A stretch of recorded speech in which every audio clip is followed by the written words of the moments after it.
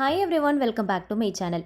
கிச்சனில் இருக்கிற சிம்பிளான இன்க்ரீடியன்ஸ் யூஸ் பண்ணி ரொம்ப ஈஸியான மெத்தடில் நல்ல ஹெல்தியான ஒரு ஸ்நாக்ஸ் ரெசிபி கிட்ஸுக்கு பிடிச்ச மாதிரி எப்படி செய்யுதுன்னு பார்க்கலாம். ஸோ ரெசிபியை பார்க்குறதுக்கு முன்னாடி சேனலை மறக்காமல் சப்ஸ்கிரைப் பண்ணிக்கோங்க. கூடவே இருக்கிற பெல் ஐக்கனையும் கிளிக் பண்ணிக்கோங்க. அப்போ தான் நான் போடுற வீடியோஸ் உங்களுக்கு நோட்டிஃபிகேஷனாக வரும், நீங்கள் மிஸ் பண்ணாமல் பார்க்கலாம். இந்த ரெசிபி செய்கிறதுக்கு ஒரே ஒரு வாழைப்பழம் எடுத்துருக்கிறேன். அதை கட் பண்ணிவிட்டு அதுக்கப்புறமா நல்லா மேஷ் பண்ணி எடுத்துக்கலாம். மிக்ஸி ஜாரில் போட்டு பேஸ்ட் பண்ணுறதை விட இந்த மாதிரி மேஷ் பண்ணி எடுத்தோம் அப்படின்னா நல்லாயிருக்கும். மஞ்சள் வாழைப்பழம் அப்படி இல்லைனா செவ்வாழைப்பழம் எடுத்துக்கோங்க. நான் ஒரே ஒரு மஞ்சள் வாழைப்பழம் எடுத்துருக்கிறேன். இப்போ இதில் ஒரு அரை கப் அளவுக்கு துருவின நட்ஸு சேர்த்துக்கலாம். பாதாம், பிஸ்தா, முந்திரி, அக்ரூட், பம்கின் சீட்ஸ் இது எல்லாத்தையுமே துருவிட்டு சேர்த்துருக்கிறேன். உங்ககிட்ட எந்த நட்ஸ் அவைலபிளாக இருக்கோ அதை நீங்கள் சேர்த்துக்கோங்க. இதுதான் சேர்க்கணும் அப்படிங்கிறது இல்லை, இருக்கிறத நம்ம சேர்த்துக்கலாம். ஒரு அரை கப் அளவுக்கு துருவிட்டு சேர்த்துக்கோங்க. ஒரு கப் அளவுக்கு துருவின நல்ல ஃப்ரெஷ்ஷான தேங்காவாக பார்த்து சேர்த்துக்கோங்க. ஒரு கப் அளவுக்கு வெல்லம் சேர்த்துக்கலாம். வெல்லத்துக்கு பதிலாக நாட்டு சக்கரை கூட சேர்த்துக்கலாம். ஒரு 1/4 கப் அளவுக்கு வெள்ளை எள் அப்படி இல்லைனா கருப்பு எள் சேர்த்துக்கோங்க. நான் வெள்ளை எள் சேர்த்துருக்கிறேன். சேர்த்துட்டு ஃபஸ்ட்டு நல்லா எல்லாத்தையுமே நல்லா ஒன்று சேர மிக்ஸ் பண்ணி விட்டுக்கலாம். நம்ம சேர்த்துருக்கிற எல்லா இன்க்ரீடியன்ஸுமே நல்லா ஒன்று சேர்த்து நல்லா மிக்ஸ் பண்ணிக்கோங்க. இப்போ இதில் ஒரு கப் அளவுக்கு ராகி மாவு நல்லா வறுத்துட்டு சேர்த்துக்கோங்க. ரொம்ப வறுத்துற வேண்டாம், லைட்டாக சூடாகிற அளவுக்கு வறுத்துட்டு சேர்த்துக்கோங்க. ஒரு பிஞ்ச் அளவுக்கு சால்ட்டு சேர்த்துக்கலாம். சேர்த்துட்டு நல்லா மிக்ஸ் பண்ணி விடுங்க. கையால் நல்லா அழுத்தி பிசைஞ்சு விடுங்க. இதில் எக்ஸ்ட்ராவாக வாட்டர் எதுவும் ஆட் பண்ண தேவையில்லை. நம்ம வாழைப்பழம் சேர்த்துருக்கோம் இல்லையா, அதோடு சேர்த்து பிசையும் போதே நமக்கு கரெக்டாக இருக்கும். கொஞ்சம் லூஸாக இருக்கிற மாதிரியே பிசைச்சிக்கோங்க, ரொம்ப டைட்டாக பிசைய தேவையில்லை.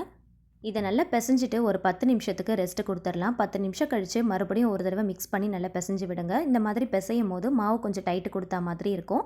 இதை அப்படியே ஒரு ஓரமாக வச்சிடலாம். ஒரு மிக்சிங் பவுலில் ஒரு கப் அளவுக்கு வறுத்த அரிசி மாவு எடுத்துக்கோங்க. ஒரு 1/4 டீஸ்பூன் அளவுக்கு சால்ட்டு சேர்த்து நல்லா மிக்ஸ் பண்ணிக்கலாம்.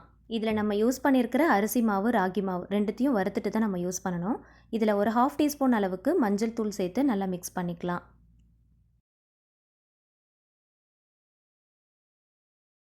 இதில் கொஞ்சம் கொஞ்சமாக வாட்டர் சேர்த்து மிக்ஸ் பண்ணிக்கோங்க. நார்மல் வாட்டரை யூஸ் பண்ணிக்கோங்க. ஹாட் வாட்டர்லாம் எதுவும் தேவையில்லை.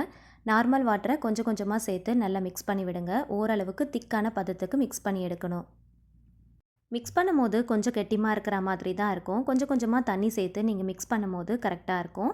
ரொம்ப ஒரேடியாக சேர்த்துட்டோம் அப்படின்னா ரொம்ப தண்ணியான மாதிரி ஆகிடும். ஸோ கொஞ்சம் ஓரளவுக்கு திக்கான பதத்துக்கு நல்லா மிக்ஸ் பண்ணி எடுத்துக்கோங்க. நல்லா மிக்ஸ் பண்ணிவிட்டு ஸ்பூனில் எடுத்து ஊற்றி பார்க்கும்போது இந்த அளவுக்கு திக்கான கன்சிஸ்டன்சியில் இருக்கணும். அதே போல் நீங்கள் கரெக்டாக தான் மிக்ஸ் பண்ணியிருக்கீங்களான்னு செக் பண்ணுறதுக்கு ஸ்பூனை நல்லா டிப் பண்ணிவிட்டு திருப்பி பார்க்கும்போது இந்த மாதிரி ஒரு கோடு போல வர அளவுக்கு நல்லா மிக்ஸ் பண்ணி எடுத்துருக்கணும். அதாவது அந்த ஸ்பூனில் நல்லா ஒட்டினா போல் இருக்கணும். ஸோ அந்த மாதிரி நல்லா திக்காக மிக்ஸ் பண்ணி எடுத்துக்கோங்க.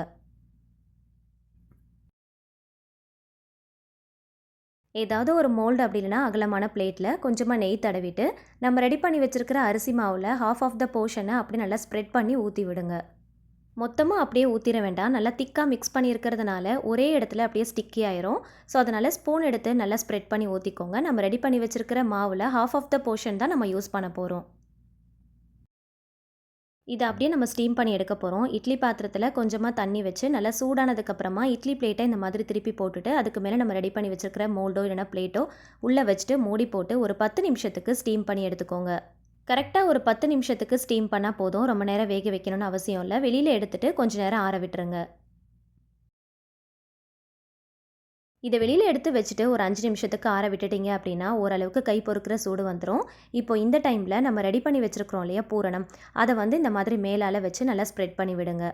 மொத்தமாக வச்சிடாம கொஞ்சம் கொஞ்சமாக எடுத்து எல்லா பக்கமும் வச்சு நல்லா ஈவனாக ஸ்ப்ரெட் பண்ணி விடுங்க. ஃபஸ்ட்டு கையால் நல்லா வச்சு அழுத்தி விடுங்க. இந்த பூரண மாவு நீங்கள் ரெடி பண்ணும்போது ரொம்ப டைட்டாக போட்டு பிசைஞ்சிடாமல் கொஞ்சம் லூஸாக ரெடி பண்ணால் தான் இந்த மாதிரி வச்சு தட்டுறதுக்கு ரொம்ப ஈஸியாக இருக்கும். நீங்கள் சேர்க்குற அந்த வாழைப்பழமே கரெக்டாக இருக்கும். எக்ஸ்ட்ரா வாட்டர் எதுவுமே சேர்க்காம அதுலேயும் மாவு போட்டு மிக்ஸ் பண்ணிங்க அப்படின்னா இந்த மாதிரி நல்ல லூஸான கன்சிஸ்டன்சிக்கு பிசைஞ்சு எடுத்துடலாம். தட்டுறதுக்கு ரொம்ப ஈஸியாக இருக்கும்.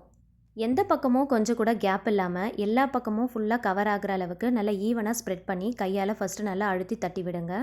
எல்லா இன்க்ரீடியன்ஸும் நான் சொல்லியிருக்கிற மெஷர்மெண்ட்டில் எடுத்தீங்க அப்படின்னா ரொம்ப கரெக்டாக இருக்கும். எக்ஸ்ட்ராவும் வராது, கம்மியாகவும் இருக்காது. இப்போது ஒரு ஸ்பூன் யூஸ் பண்ணி நல்லா ஈவனாக நல்லா ஸ்ப்ரெட் பண்ணி விடுங்க.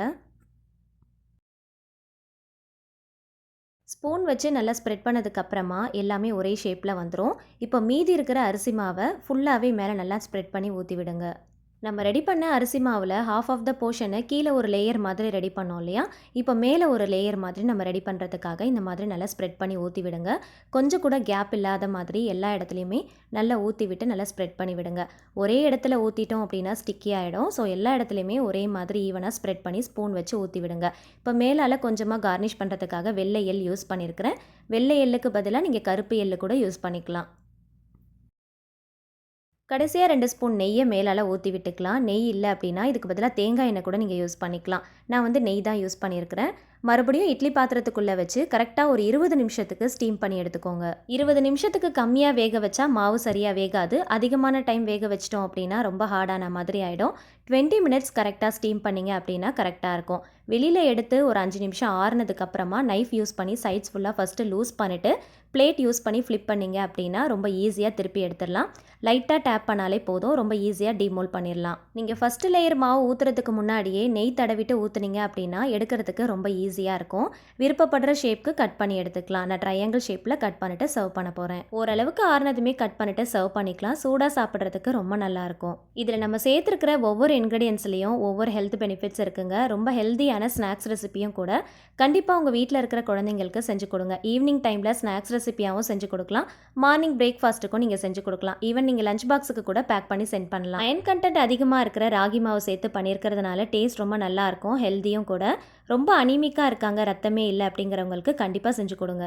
ராகி மாவு கூடவே நட்ஸ் அண்ட் பனானாலாம் சேர்த்து ஸ்வீட்டாக பண்ணியிருக்கிறதுனால கண்டிப்பாக கிட்ஸ் எல்லாமே ரொம்ப என்ஜாய் பண்ணி சாப்பிடுவாங்க. கண்டிப்பாக ஒரு தடவையாவது ட்ரை பண்ணி பாருங்கள். கிட்ஸ் லஞ்ச் பாக்ஸுக்கு எப்பயும் ஒரே மாதிரி செஞ்சு போர் அடிக்காமல் கொஞ்சம் டிஃப்ரெண்ட்டாக அதே சமயத்தில் ஹெல்த்தியாக ஏதாவது ட்ரை பண்ணணும்னு நினச்சிங்கன்னா கண்டிப்பாக அந்த ரெசிபியை ட்ரை பண்ணி பாருங்கள். ஈவினிங் டீ டைம் ஸ்நாக்ஸ் ரெசிபிக்கு டீ காஃபியோட சர்வ் பண்ணுறதுக்கு ரொம்ப பர்ஃபெக்டாக இருக்கும். கண்டிப்பாக ட்ரை பண்ணுங்கள். வீடியோ பிடிச்சா மறக்காமல் லைக் பண்ணுங்கள். ஃபேமிலி அண்ட் ஃப்ரெண்ட்ஸ் கூட ஷேர் பண்ணிக்கோங்க. கண்டிப்பாக ட்ரை பண்ணி பாருங்கள். கமெண்ட்ஸில் ஷேர் பண்ணுங்கள்.